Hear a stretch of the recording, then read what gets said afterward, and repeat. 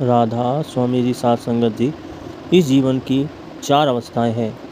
वो बचपन, फिर आगे बालकपन, फिर जवानी, फिर बुढ़ापा। अगर इन अवस्थाओं को गुजरने के बाद भी हम उस कुल मालिक का नाम नहीं लेते हैं तो हमारा जीवन बेकार है। अब इस सत्संग में आप आगे सुनिए। आपसे विनती है, कमेंट में राधा स्वामी जरूर लिखिए। पहला गर्भकाल, दूसरा बचपन, तीसरा जवानी, चौथा बुढ़ापा।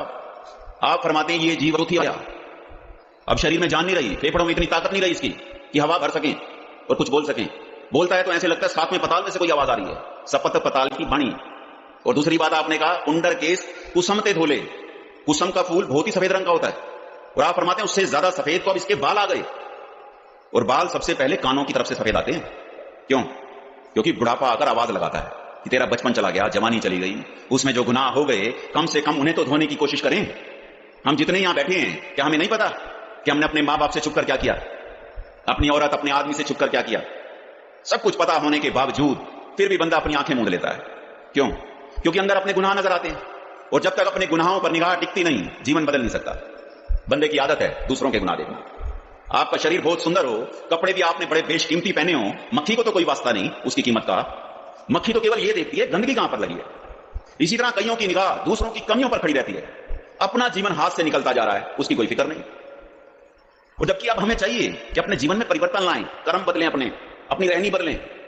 आप फरमाते हैं लोचन सर में बुद्धबल नाठी ता काम पवस मधानी। कहते शरीर में अब जान नहीं रही, आंखों से दिखना भी कम हो गया, लेकिन कामनाओं की मधानी अभी भी हम संसार में चलाना चाहते हैं।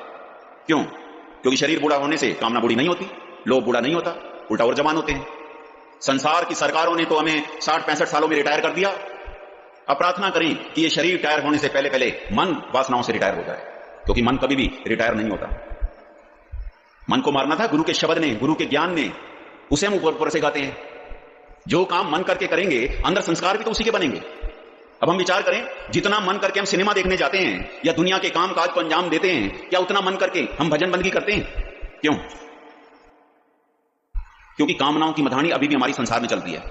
बच्चे बिल्कुल बताने को तैयार नहीं, फिर भी बाप रोजाना पूछता है कि दुकान पर आज क्या क्या हुआ, कितनी सेल हुई, कितना प्रॉफिट हुआ। वो साथ बैठना नहीं चाहते, ये जबरदस्ती कामनाओं की मधानी बीच में मारता है, अपना बिल्कुल नहीं देखता कि खुद का आज क्या बना। अब इन चक्रों से निकलें। संत रविदास जी के बोले, उससे पहले तो आपने भी ये बात कह दी, कांते बिखे भई मत पावस काया कमल कुमलाना। ये शरीर का स्वभाव है, जैसे जैसे बूढ़ा होता है सुकड़ता है, लेकिन मन फैलता है संसार में। इस शरीर से ही हम शिक्षा ले लें। जैसे शरीर सुकड़ रहा है ऐसे मन भी तो सुकड़ना शुरू हो जाए संसार से। कैसे तन छोड़ रहा है इस चमड़ी को, इसी तरह हमारी जीवात्मा भी छोड़कर चली जाएगी इस तन को, क्योंकि प्रकृति का नियम है।